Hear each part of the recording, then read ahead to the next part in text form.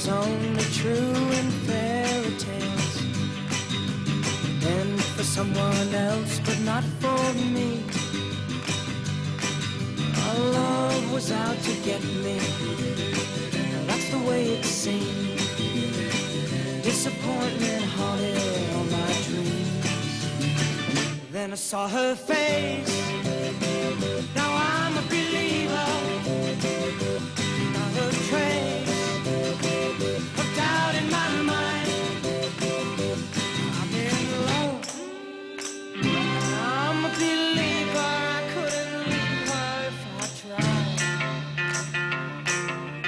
I thought love was more or less a given thing. Seems the more I gave, the less I got. What's the use in trying? And all you get is pain. When I needed sunshine, I got rain. Oh, then I saw her face. Now I'm a believer. Not a trace.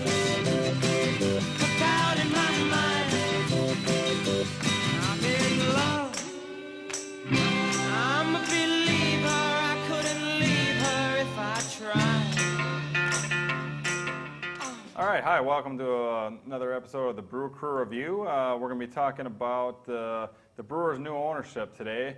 Before we do that, let me introduce who we've got on the show today. Over to my right, we've got Chad, and for the first time on this show, we've got Dave.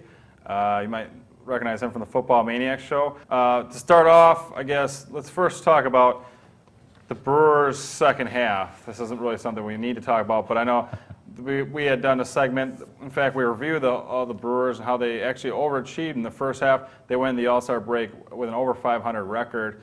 The alarming thing is that you could say is that they tanked the second half.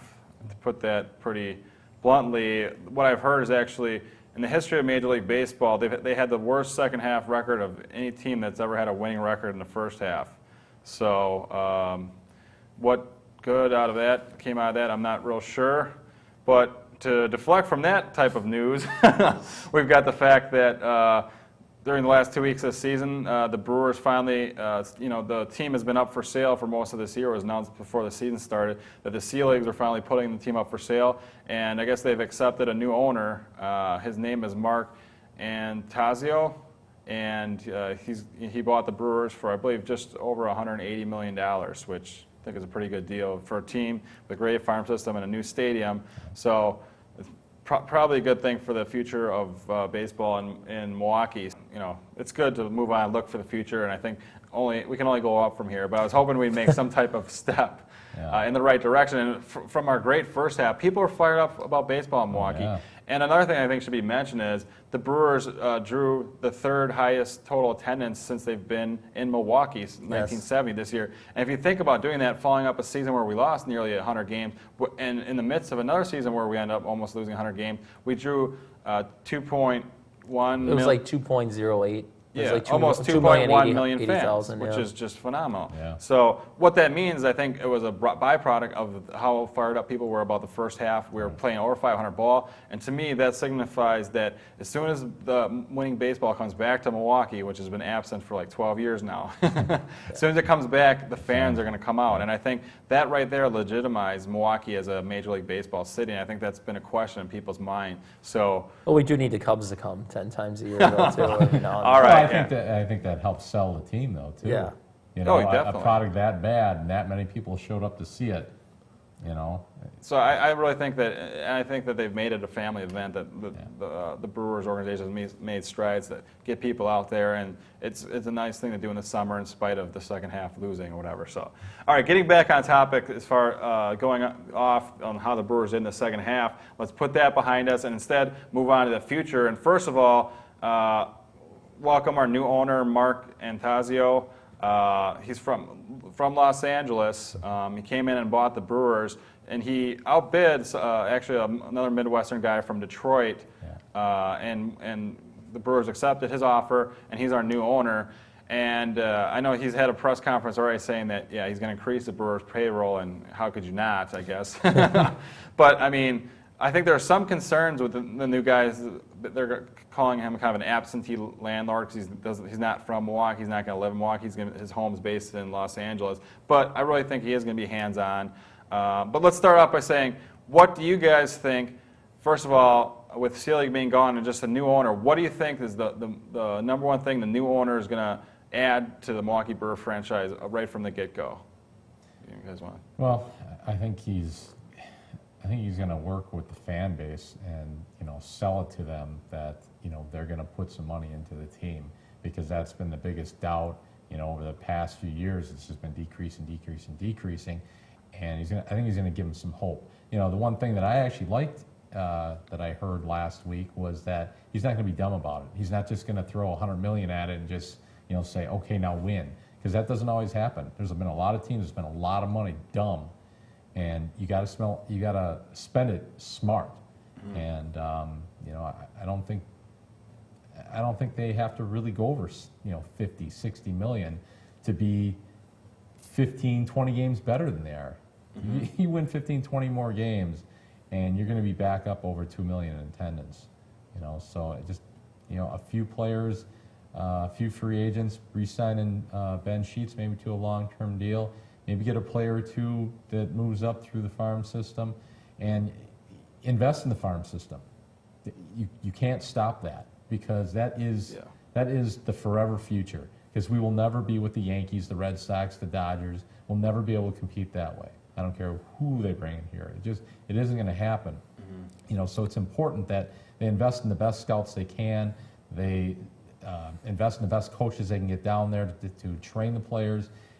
They continue to invest in the minor league system, so that's continual, so that they can either trade that talent for major league players, or they can have legit players, not just players that are good at minor leagues that have been in the past, but players that can move up through the ranks and be productive once they get to the major league level. And I think even a top prospect, which the Brewers supposedly have a bountiful, but I mean, I think they still need to be correctly developed. And if the Brewers do not have the right people in place in the minor leagues to do this type of development, then maybe they need to be replaced. The one guy the Brewers have that I think is doing a phenomenal job is their scouting director, Jack Zarincic, who's had phenomenal drafts since he came in during the Taylor regime. I mean, and he's stockpiled our minor leagues from one of the worst in Major League Baseball to before this season we're ranked the best in minor league baseball. However, I'm sure at the end of the season we're still not ranked the best, because our minor leaguers had a disappointing season overall with a lot of our top prospects. So with that being said,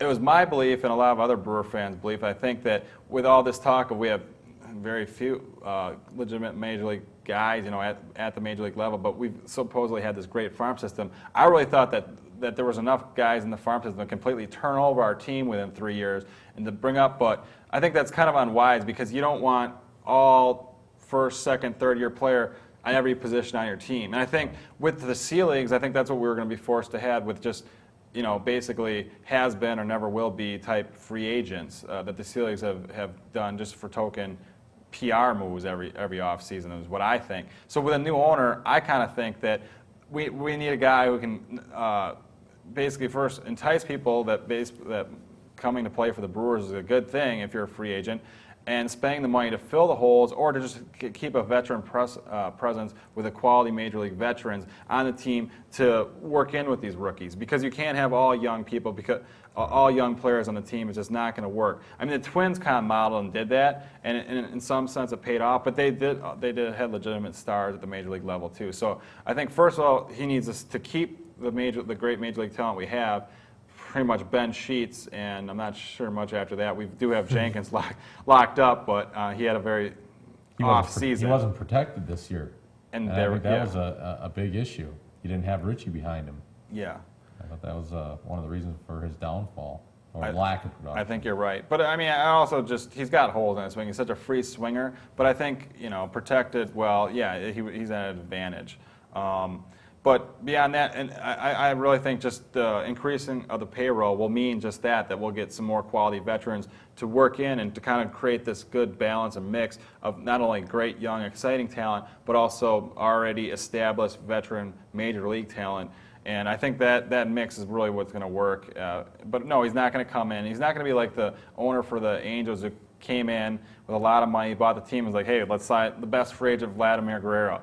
That's just not going to happen here in Milwaukee. I hate to say it. And he did that, and within a year they were back and they made the playoffs this year. But, I mean, besides that, I don't know. Chad, what do you think as far as the new owner really is the number one thing that, people can be excited about, the fact that we have new ownership? I think people are just excited that we have a new owner. I mean, you hear a lot of things, I'm not going to go as long as Sealy owns the team. I don't know how much of that I believe, but you hear a lot of that on talk radio and things like that. As long as Sealy goes, I hate Sealy and all that. And some of it I think is lip service, but I think people just want to have a new owner. They want to have a new breath of fresh air. They want to have a change.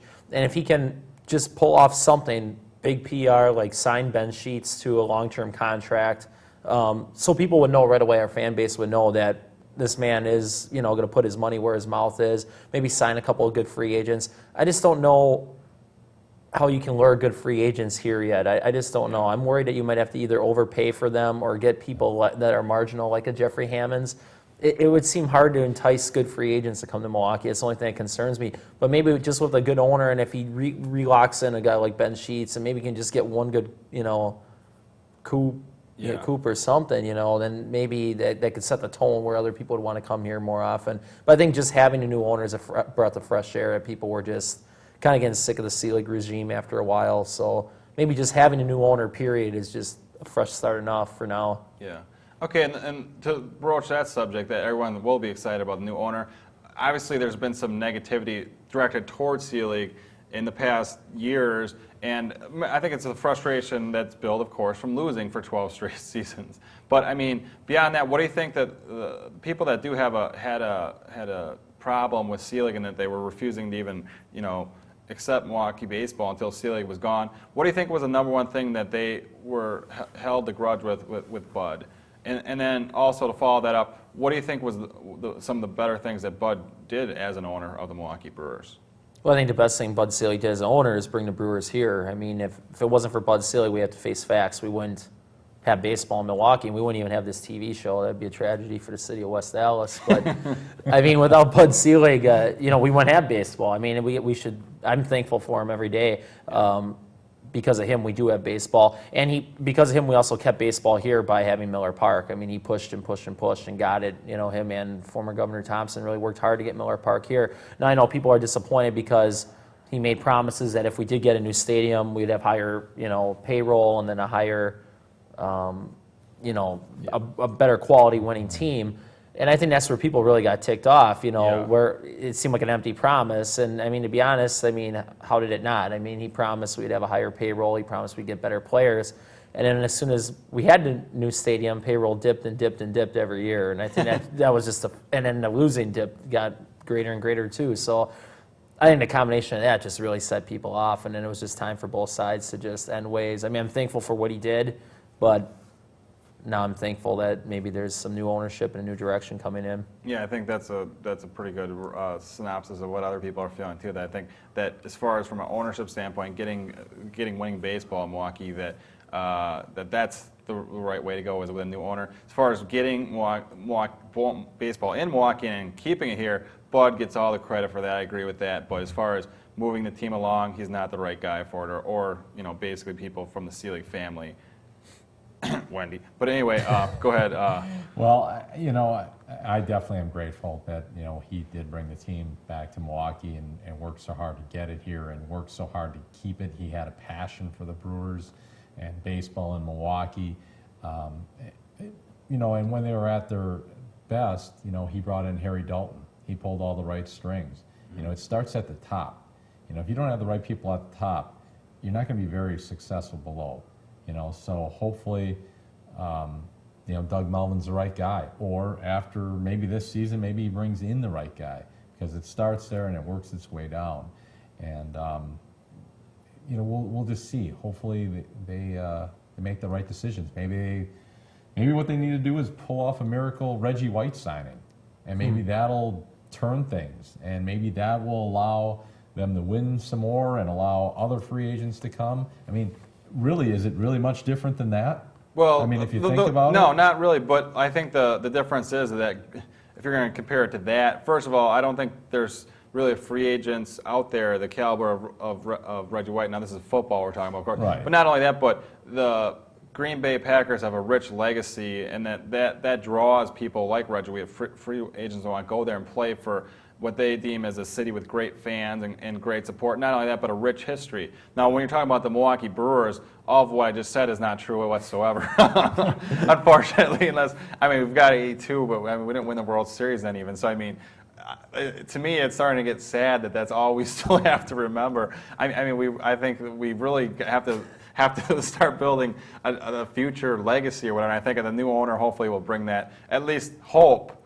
And I think, but the people that are in place, I think, have got us moving in the right direction are Doug Melvin. I think he's going to be a good GM. I think the hiring of Ned Yost, in spite of, I wouldn't say the players quit on him this year, but whatever they did in the second half, that's got to be addressed, and it's got to be addressed by a manager. So I'm a little disappointed on that, but I'm convinced that he is the right guy for the Brewer baseball future as a manager standpoint. I like Zurensik as a scouting director, so a lot of those key guys in place are good. As far as the rest, we'll see. I think the owner should be, again, the number one guy that can make things happen, move people who might not be right from that position, get people in the right position all the way up and down the organization, and go from there. And hopefully this guy's got the baseball knowledge and capability to get that done. And if he doesn't, he's going to have connections. I know that he's good friends with, I believe it's John Hart from the GM for the Rangers, is it? Yes. I'm pretty sure. So, I think he's got the right people that he can talk to, and I think he is going to stick with Melvin, is my belief, and Yost. He's going to go from here. And I think the model that we've set up is not a bad plan. Basically, unfortunately, the Brewers, when we opened a new stadium, the C League, I think it was their last-ditch effort to be like, okay, let's spend some money now because we're going to have, because it was a fail-safe. They know with the new stadium we're going to have some money coming in. So let's try to spend, let's get a winning team. If we get a winning team in the first 2 seasons at Miller Park, if we can get a winning team, either of those first 2 seasons, fans will keep coming, we'll keep getting the revenue.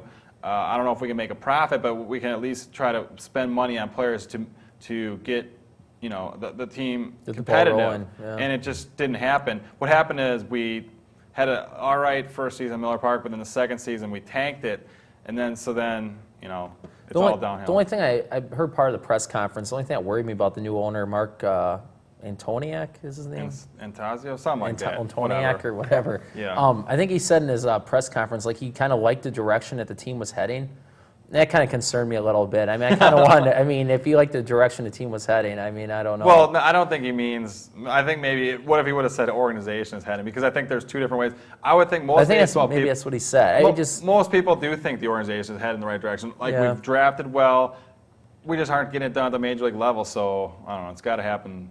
I would have liked if he would have just said 1 or 2 things that would have shook things up a little. I think it would have, bought a little, would have got the people fired up a little bit, that he has a plan, he's going to do something instead of I like where everything's heading. Well, I think him just saying that he's willing to spend money got some people excited. But I agree with Dave. That's not the answer. You just can't spend money. You have to spend it wisely in the right department, and you have to still stay on course. And that's one of the Brewers' problems in the last 12 or more years, the fact that instead of drafting well, having good scouting development and all that stuff, instead we've always drafted poorly up until the last 3 or 4 years. And then not only that, but then each season what we did is we signed one marginally good free agent and hoped that they would bring some excitement or change the team in some ways for the better, and it always blew up in our face, so let's not even review that. Most of these free agents come up in our Brewer Hall of Shame segment, so with that being said, the segue. But before we go to that Hall of Shame segment, we do have, believe it or not, in spite of the horrible season, we've got some Brewer highlights actually from the season, and we're going to put together a video here of some of the high points of the Brewer season. So all those low points we've left on the cutting room floor, we won't add those in there. But so let's go right now to a video highlight reel of your 2004 Milwaukee Brewers.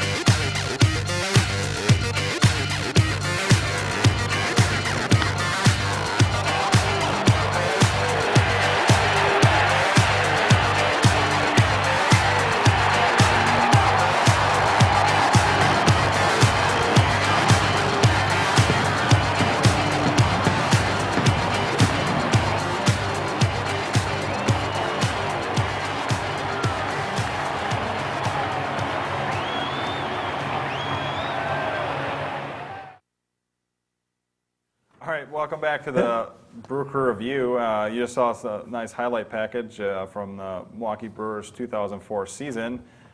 So let's move on now. We're going to have our third edition of our Brewer Hall of Shame induction.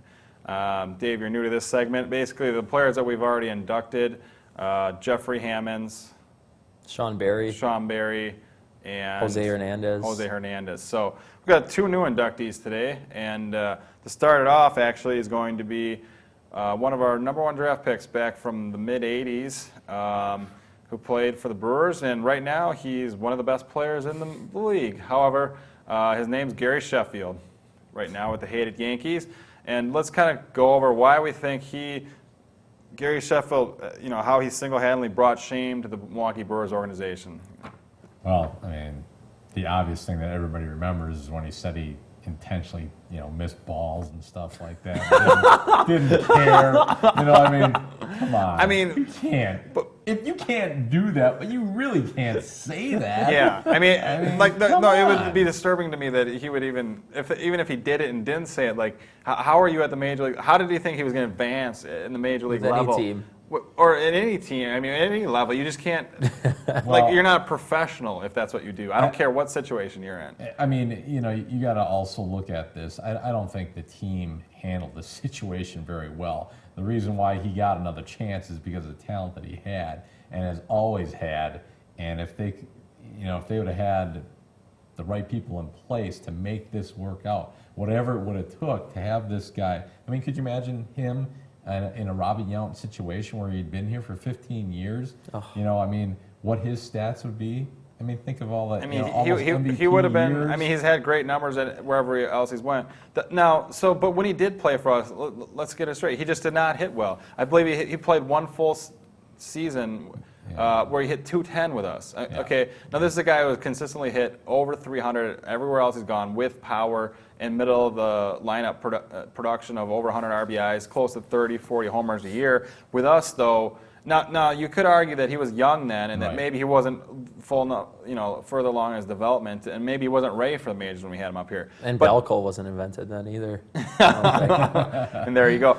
So, I mean, there's a number of factors, but do you put the blame solely on Gary Sheffield, or maybe someone could make an argument that maybe it was because of the Brewers' minor league system at the time, or the development of the coaches, that we didn't properly develop him, and that why he wasn't up to speed in spite of his talent by the time we got rid of him? It just seemed like a Kareem Abdul-Jabbar thing. He was determined not to be in Milwaukee regardless. I mean, what was the deal? He wanted to play shortstop or something, and we wouldn't let him play shortstop, so he's like a little kid. I'm going to take my ball and go home. But yeah, in hindsight 2020, he would rather have Sheffield than Billy Spires. But well, yeah, of course. You almost wish they would have just gave him shortstop. But I mean, what can you do? I mean, he was just determined not to be here regardless. So no matter if he would have hit 350 or whatever he does. I never blame the Brewers. I'm never like, wow, why did the Brewers ever get rid of this guy? Because I knew I was a fan back then, and I knew what he was doing. I knew that it was best, not only probably for him, but for the Brewers, just to let him move on. And unfortunately, you would have liked to got enough in return to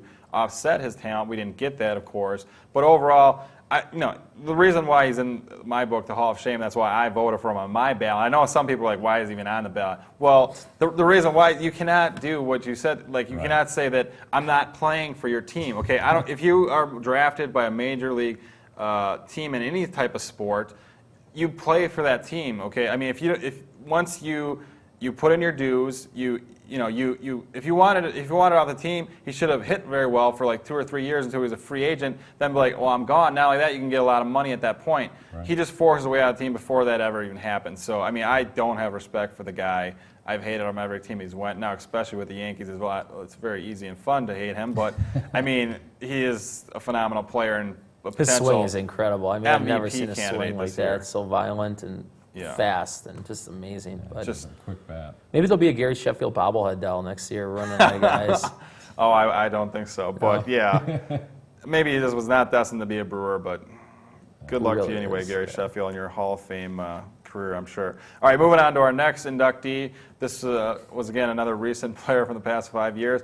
His name was Alex Sanchez, center fielder, who basically we signed as a free agent, I believe. Now, the story behind this guy is he came over on a raft from, was it Haiti or Cuba. One of those. One I forget now. Some island. It's probably be more specific on my. I think Muskegon, Michigan. But anyway, I don't know. he came over from the Upper Peninsula of Michigan on a raft, and he showed up, and we gave him a glove, and that's basically. He was very fast. But anyway, all right, let's get on. Alex Sanchez, center fielder, Milwaukee Brewers, in the early part of this decade. What was it about that Alex Sanchez that did to basically earn him this honor? What do you guys think? He's a great base runner. No, I mean, he was just one of the worst base runners I've ever seen, and he still is. And he just wouldn't follow any kind of instruction from his coaches. I mean, he was flat out defiant and stubborn, and I don't know why he wouldn't listen, but he just flat out refused to listen to any of his coaches. And I had heard he went to the Chucky Carr School of Baseball, so. Oh, God. But, I mean, the fact of the matter is he never walked, so his on-base skills for a leadoff hitter were not adequate, and the Brewers should have saw that right away. But what he did do to offset that is he was around a 300 hitter with phenomenal speed, almost, if not more so, as much as Pacenik, where he could steal close to 50 base a year as long as he can get on base. Right. And to hit close to 300, and when you're on the Brewers at that time, you're like, why wouldn't we want this guy as a free agent? The problem being, the reason why is because he was not very coachable, not very bright from what I understand, and was a horrible base runner. I mean, the year the Brewers, I think we had a horrible base coach like Gary Allenson in particular. I think if we ever vote coaches into this Hall of Shame, he's going to get one of my votes because, like, we sent so many guys from third that got thrown out at the plate with less than 2 outs, base running errors. I mean, I remember specific times where Alex Sanchez was thrown at the plate, caught down rundowns. I remember also he was not a very good actual defender, despite of his speed. He was just butchering things and terrible dropping arm balls. too. I mean, a terrible noodle arm. Yeah. I mean, so he had a number of things wrong with him. But again, what happened is he was so defiant against the coaches, and when Yost came in, you're always like, okay, I can't deal with this guy. Now, he's got value to the team and as a Major League Baseball player, but did we get in return for what his value was at the time? I don't think so. And it's because of the fact that we just had to cut ties. And we did that. We gave Pacetic the opportunity that he deserved at the time. So I think there's really no regrets, again, from the organization or how they handled it necessarily. But, again, going back to this is solely on the shoulders of Alex Sanchez. I don't know if it was a matter of him not wanting to be a Brewer necessarily, but just not having the wherewithal to be coached properly. Well, I saw a piece on SportsCenter in the mid-season when Alex Sanchez was doing pretty well and he was getting all these bunt hits. Alan Trammell was saying they still were having the same problems as far as him coaching ability, coachability and things like that, listening, base running, how he approaches defense. Same old story, basically. I mean, he had a little more successful year as far as getting on base, as far as bunt hits, which were pretty incredible. But he's still, I just don't think it'll ever change. Well, and I think there might have been a little bit of language barrier, but a lot of players coming from other countries have to deal with that type of thing. But I would honestly like to know what his teammates at the time thought of him, and I really I kind of believe that it was probably somewhat negative.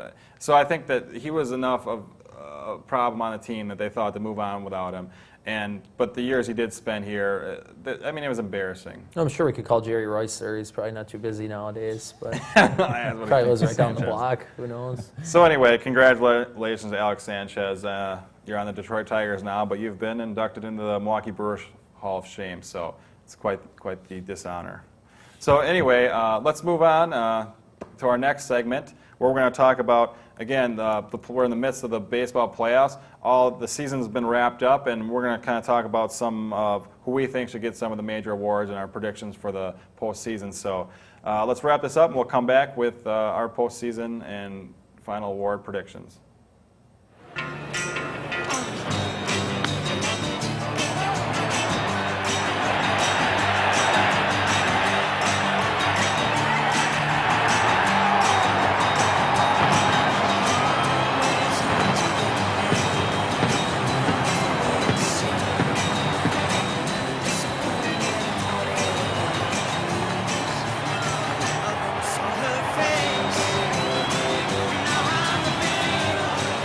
Okay, welcome back to the Brew Crew Review. Again, we're going to go over some of our playoff predictions right now, the teams that made the playoffs in each league, and we're going to go over who we think is going to emerge from each league. Let's start with the American League. First of all, we've got the Anaheim Angels, Minnesota Twins, New York Yankees, and Boston Red Sox. Who do you think who do you guys think those 4 teams are going to merge to be the World Series World Series representative there? Yeah. I just think that this is the year of the Red Sox. It's do or die, and I just like the way the Red Sox are made up, and I like the chemistry of their team, and I like how they just have. I don't know. I just think they're determined to beat the Yankees. They're definitely not intimidated by them, even though Pedro says that the Yankees are his daddy or whatever. I think that's just lip service too to get in their head. But I really think the Red Sox not only are going to win the AL, I think they're going to win the World Series. In the beginning of the year, I thought it'd be Red Sox Cubs with the Cubs winning, but I think it's going to be Red Sox. I just think if the Red Sox can get by the Anaheim Angels, which is no tough task, but I mean, think about it. They're going to have to go into Yankee Stadium or Minnesota, but on the road, if they go into Yankee Stadium, they have to right away. 1-2 is going to be Schilling Pedro or Pedro Schilling. Yeah. I mean, you get those 2 pitchers. I mean, if you on look the road, at their team from this year, from last, I agree with you. I'm picking the Red Sox too because I think their pitching is actually starting pitching mostly is better than the Yankees. Not only that, they've improved their bullpen by bringing in Folk. Yes. I really love Schilling. I'm a huge fan of him, and I think him and Pedro remind me of the Schilling-Johnson 1-2 punch. Yankees really can't stand up with that. But to offset that, I do think people want and would foresee a Yankee-Red Sox series in the second round.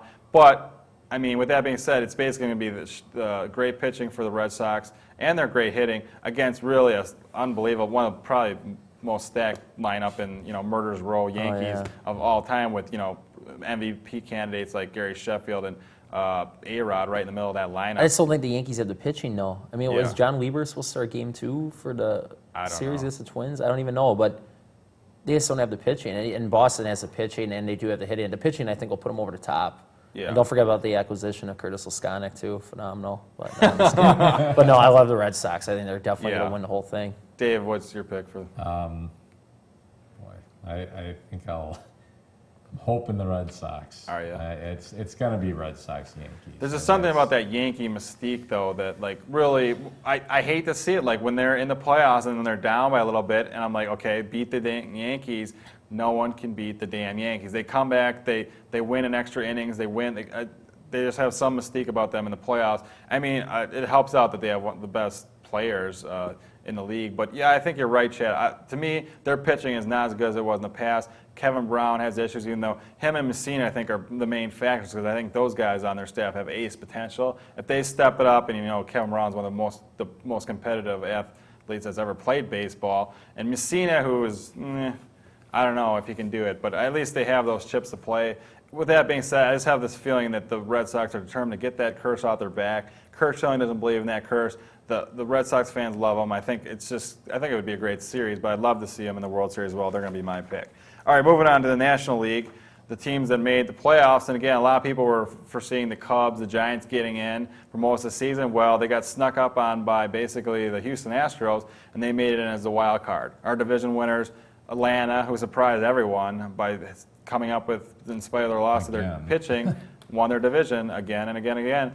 St. Louis Cardinals, arguably the best team in baseball. And then over in the West, Los Angeles Dodgers, who kind of held off the Giants' surge, and they won their division. So, National League, who do you guys see as the best representation in the World Series, or who's got a chance to get there? I think it's going to be St. Louis. They just have too much pitching, too much hitting, too much everything. I don't think anybody can compete with them.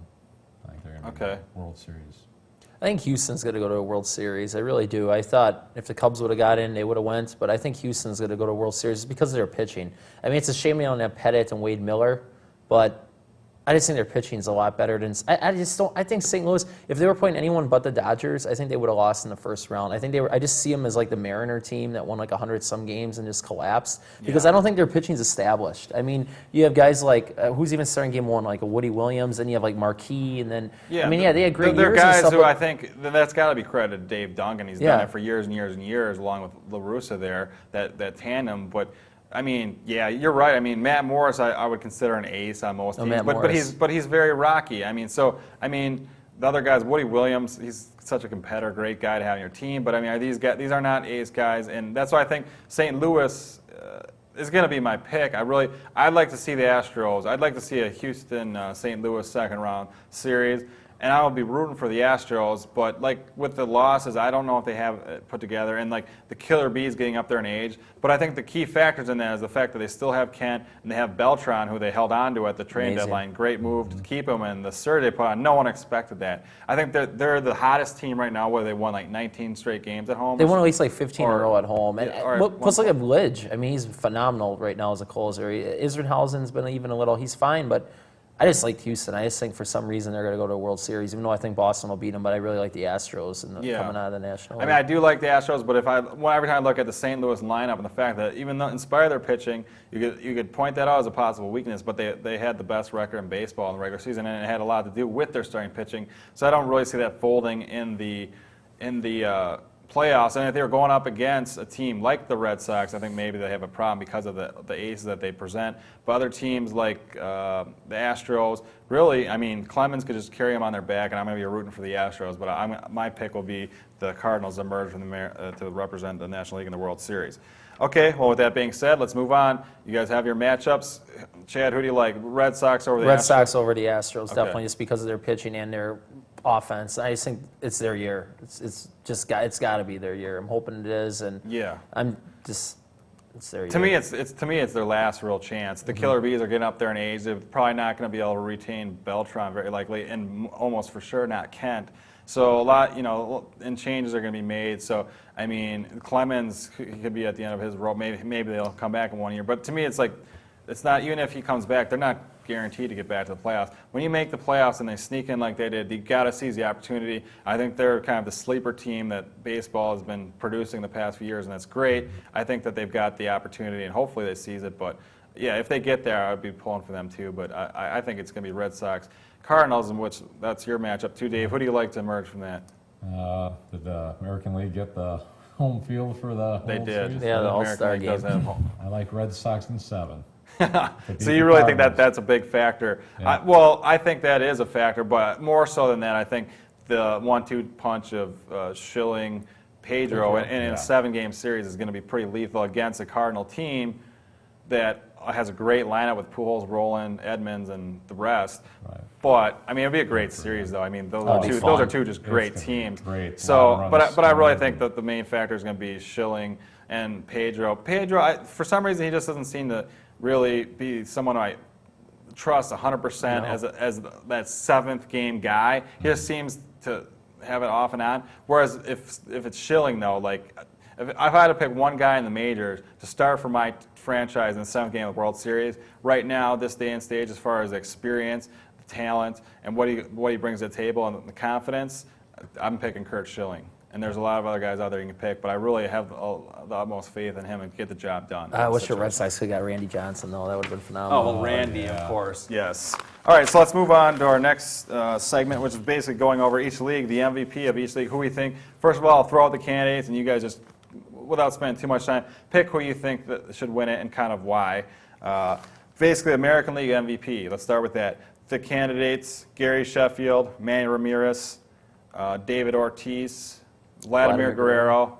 You can maybe even make a case that Johan Santana, or a pitcher, could win that. It hasn't happened in a long time, but what do you guys think as far as who's your pick for MVP American League?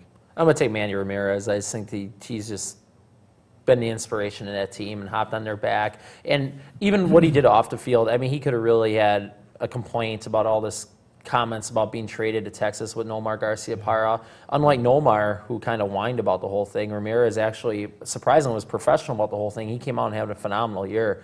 And I think he just really was the inspiration behind the Red Sox. I'm going to go with Manny Ramirez. Maybe a little biased just because Sheffield had a good year too, but I really like the Red Sox. I just think Manny Ramirez, the way he handled things off the field with the controversy of the trade and the way he handled things on the field, I give it to Manny. I think he's MVP. I agree. It was kind of tough, though, with Ortiz. I mean, they were such a close 1-2 punch. They put up very similar numbers. They were both very clutch players. But I'll give the edge to Ramirez because he has been so consistent for so many years. I agree, I think he's underappreciated. For the Yeah, I numbers think that he's so. put up for a I mean, they length of tried to time. trade him and stuff, and I think He's got on a waivers. little bit of a that's amazing that he could. Yeah, that is really. But and I do like Manny, but my pick's gonna be Vladimir Guerrero. The reason I don't pick Manny is because of those plays that stick in my head of him misplaying and dropping fly balls or whatever. Like, to me, if you're the most valuable player in the league, you don't have brain farts such as that. But anyway, and just his attitude toward, I know he doesn't give all-out hustle all the time. To me, if you're an MVP, you have to have that intangible. But to me, Vladimir Guerrero, he signed with the Angels for a lot of money when a lot of people thought as a free agent he'd go with the Yankees or whatever. I think that with a new ownership in Anaheim, and they were kind of, you know, their talent was dwindling or whatever since their World Series win a few years back.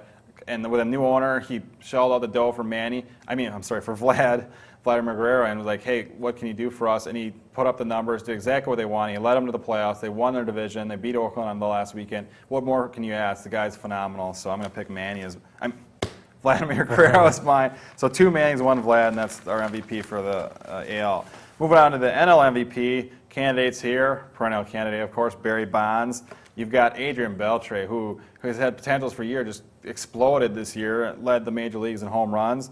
And also guys like from the Cardinals, Albert Pujols, Scott Rowland, these guys who kind of put the team on their back, carried the whole team and the pitching staff to the best record in baseball. Who wants to go first on that one? Barry Bonds. I mean, there's no doubt. All this talk about Beltre or whoever. I mean, come on. I mean, it's just anti-Bonds backlash. I think this might have been Bonds' best year ever. I mean, what did he do? The last Dodger game, or the Dodger series, they intentionally walked him. They had Gagne intentionally walk him to put a guy on second base just because they were, I mean, it was like 2 outs, a guy on first. It was a 1-run game, and they're going to walk Barry Bonds and put the tying run in scoring position. Yeah. They're not going to do that with anyone else. I mean, Barry Bonds is just absolutely incredible. I mean, his numbers are amazing. His slugging he reminds percentage. me of like a little league team that has like that one kid on it who just crushes the ball, and whenever he gets up, you know, they just don't want to deal with him type of thing, and that everyone fears him. So that's definitely a solid pick. Dave? Had a hard time with this one because I actually do like Beltre, because I don't think the Dodgers really have a lot of offense besides him, and he carried them to winning the division and the playoffs as opposed to Bonds. But I mean, the numbers that Bonds put up were just so incredible. Once again, I mean, basically that team has 2 players. It's him and Schmidt. Yeah. And 23 just. I think the Dodgers have more offense than Frisco does. So I just read a quote recently, I think it might have been Baseball Weekly or whatever, where they said without Bonds, the Giants would be the Brewers. Probably. I took that as a slap in the face, but yeah, so two votes for Bonds. I can't disagree with that, but just for the fact that I'm not a big Barry Bonds fan, I'm going to pick Adrian Beltre as my candidate for MVP. And the reason why is because if you were to look at the Dodgers, no one expected them to be contending for the division title this year. They won the division title, and this is a guy that they tried to trade, and no one wanted him before the season. He just hasn't been reaching potential. They knew it was there, but for him to just explode like he has, hitting .320 with 48 home runs and 100 and whatever RBIs, the guy's been phenomenal, and he was a great part. I mean, Shawn Green was a guy they have on the team they thought would be the guy, but this guy overtook him. I don't think they come anywhere near to winning that division without Adrian Beltre. No. But you're right about Bonds, the same thing, and not only that, but he's the most feared hitter in all of baseball and probably almost of all time. So can't argue with that, but, you know, Barry Bonds' mantle at home is already stacked full of these MVP awards. So I'm always the one of those guys got to share the wealth, but I won't disagree with your guys' picks. All right, moving along here. We're probably running out of time and tape or whatever. But anyway, so moving on to AL Cy Young. Candidates, Johan Santana, Curt Schilling. What do you guys think? I go with Santana. I mean, the guy was just phenomenal. He put that team on his back and carried them, I think. I mean, he was just so lights out. I mean, seen him pitch against the Brewers when they were here and on TV when they played against the Brewers, and it just, I mean, that's a big accomplishment. But I mean, just everyone. He did it to everybody. I mean, to everybody. His stats. We made Ishmael Valdez look like a Cy Young candidate. But anyway, that's true. But no, I mean, he was lights out second half. I mean, he just. And just to cut down time, that's my pick too, because I mean, lights out in the second half. He carried him right into the playoffs. And Chad, what do you think? I'd love to give it to Schilling, but I give it to Santana too. I think Santana. Yeah, there's a place in my heart, and most of the season I was actually secretly rooting against Johan Santana for the last month of the season because I really wanted Schilling. I mean, every year he just barely gets beat out by someone. He's never won one. But, you know, hopefully you can compensate with that by a World Series ring. I'm sure he'd rather have that anyway, knowing the guy he is. All right, moving on. NL Cy Young So the candidates here: Roger Clemens, Randy Johnson, Ben Sheets, Eric Gagne maybe again. I don't know. Anyway, what do you guys think for this one? I'm going to go with Randy Johnson. I don't care. I mean, what was his record? 13-13 or 14-14? Yeah. But I think like 13 was the last 14 starts. They only scored 3 or less runs of support for him. No, I don't feel sorry for him because he could have left if he wanted to. Yeah, But yeah. I'm thinking if he would have went to St. Louis, Oh, he would've like been the great. speculation was, he would have been Cy Young for sure. Yeah. I mean, I think he had the best numbers by far. I think he had the best opponent batting average. Just solid and gritty. And even though he's 14-14, I miss the Clemens talk. His numbers were great, but they weren't as good as Sheets or Johnson. And I think some of it's sentimental with Clemens. And Clemens did deny me an autograph when I was a little kid, so I'm holding that against him. So I'm going with Randy Johnson for Cy Young. Okay. I think he had the best numbers. All right, Dave. Well, I'm going to go with Ben Sheets because All right. of what he had as a team. He had nothing, and because of the comment that you just made about Johnson, he could have left. He could have got himself 5-6 more wins, Easily. and he could have been the Cy Young hands down with that many more wins. Yeah. And he chose not to. He chose, and I can't knock him really though. No, he it's lives just- there. He, Yeah. he lives there. His family's there. Oh, no. And that was a decision he made, and I don't knock him for that. I I'm actually just have more saying- respect for him for doing Yeah. that. I mean, I really do. I would have been distraught. I heard at one point he wanted to go Yankees. I was like, do not do that, Randy. Go So to thank Boston. you, Randy, for staying in Arizona and just getting your 13 wins and going home. Appreciate that. I do like your pick of Ben Sheets. Unfortunately, that 12-14 record is just not going to get done with the voters. Unfortunately, if he would have gotten up to 18, he would have been getting some luck. He's got to be in the top 5, though. Where do you think he'll finish in voting? I mean, I think he's got to be probably in the top number 4. That's what I was thinking. four. Behind Gagne. I also forgot Carl Pavano will probably get some votes. Yeah. I think he won 18, 19 games. And for the Oswald Marlins. had most wins. Oh with yeah, 20 Oswald wins, had too. like 20 wins, so can't forget him too. Obviously, with the loss of Pettit and Miller, he stepped it up, and they needed him. I think but- got so much more talent on the Astros offensively than either the Brewers the or Brewers Arizona. or It was like AAA Arizona. lineups. Yeah. Well, hopefully Mark Antoniuk can change that for the Brewers. Yeah. Remember, Mark, bring your checkbook to Miller Park and start writing those out. But, well, anyway, I think we're running out of time, so let's quick, without any explanation, just give me your pick. NL Rookie of the Year, I'll tell you the candidates, you tell me who you pick. Khalil Green, Jason Bay. That's really about it. I mean, I'd take Yeah. Khalil Green without a doubt. I mean, offensively, he came on. Some of the plays he made defensively were fantastic. Yeah, So I I'm think going to he's take gonna be- Green. Bay was kind of popular, but I'm going with Green. I think he's going to be a star, yeah. I like Bay. I've seen Yeah. him a handful of times, and he played fantastic, crushed the ball. Yeah. You saw him against the Brewers, though. Yeah, that's true. Yeah, I don't like Bay as much, but I think he'll be a good Major League Baseball player. I'm going to pick Khalil Green. I think he's a great defense. He's just a whiz there, and I think he's going to have a great future with better offensive numbers as we go. AL Rookie of the Year candidates: Bobby Crosby, shortstop on the A's. Possible another candidate is Daniel Cabrera for the Orioles, pitcher.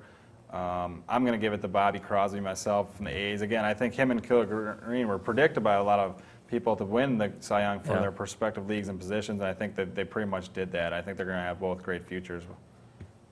I agree with that. I mean, to have the foresight to let Tejada leave, knowing you have that to back you up. I mean, they're obviously doing something right in Oakland. Yeah. So I would take Crosby. Yeah, I'll just say Crosby by default. There wasn't too much competition. And hopefully the Brewers had the same foresight with Sexton, Prince Fielder, hopefully. But I think we got to wrap up today's show, but before we do that, we're going to end showing some highlights from a specific event. This is our first annual, held at Hellfair Field out in the parking lot of Miller Park, our first annual interdepartmental ticket office grudge match between the Milwaukee Brewer Ticket Phone Center and the Milwaukee Brewer Ticket Season Sales Department.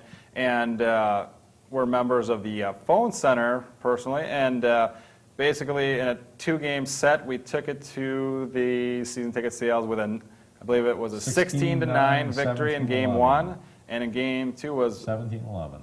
17-11. and it wasn't as close as the score said either. No, I think we kind of let them creep back in a little bit, but it was a thorough domination from the get-go on both those, as you'll see some of these highlights, and there might even be a few lowlights for the other team, unfortunately, mixed into the mix here, but there were so many of those I couldn't keep them off the tape. So, but anyway, there were also some crushing home runs hit by key members of the Phone Center, and really, if you analyze our performance, I really think that we just had better chemistry, and we all did a great job defensively, offensively, all-around domination. So, again, stay tuned for the second annual next year, the grudge match. But so far, bragging rights go to the phone center for the first year, and as you'll see by the tape, it was a thorough domination. So we'll end on that note, and so enjoy these highlights again. Softball, its very best, Hellfair Field, Miller Park. If you ever get the opportunity, I would try that out. All right, and we'll see you next month with, we'll talk about the future of the Brewers once again and the positiveness of all that. So Dave, Chad, thanks for joining me, and we'll see you guys next month. Take care, and go Brewers, and Mark Antoniak. Mark Anthasio. Oh. You go, boy. Sign away.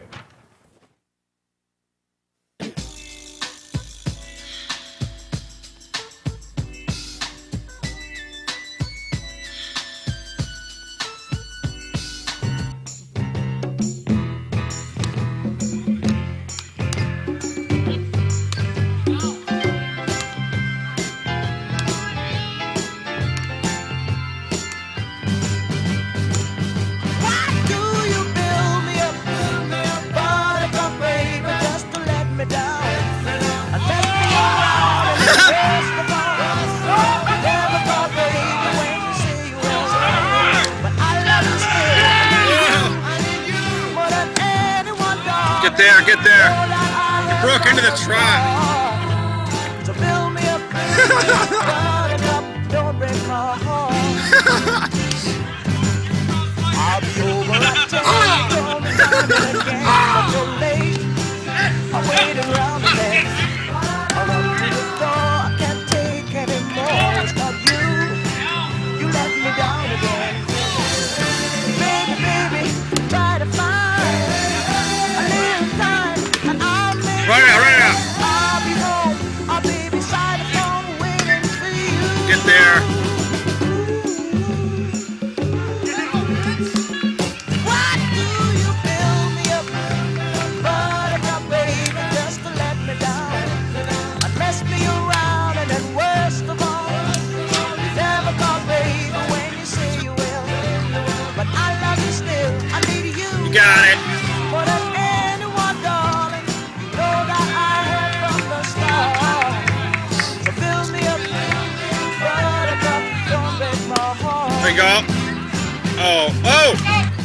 You are my Get there, get there. I could be the boy you adore, and you just let me know. Although you are true, I'm attracted to you all the more. Why do I need you so? Baby, try to find a little time, and I'll make you happy. I'll be home, I'll be beside the phone waiting for you.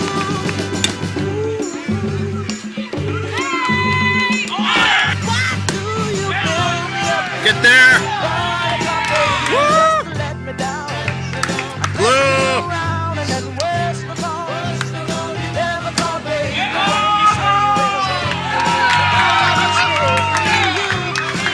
More than anyone, darling, know that I have from the start. So fill me up, buttercup, don't break my heart. I need you more than anyone, baby.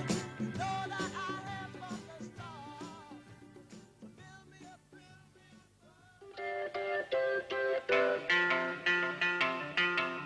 I thought love was only true in fairy tales, and for someone else, but not for me. Our love was out to get me. That's the way it seemed. Disappointment haunted all my dreams. Then I saw her face. Now I'm a believer. Not a trace of doubt in my mind. I'm in love. I'm a believer. I couldn't leave her if I tried. I thought love was more or less a given thing. It seems the more I gave, the less I got. What's the use in trying? And all you get is pain.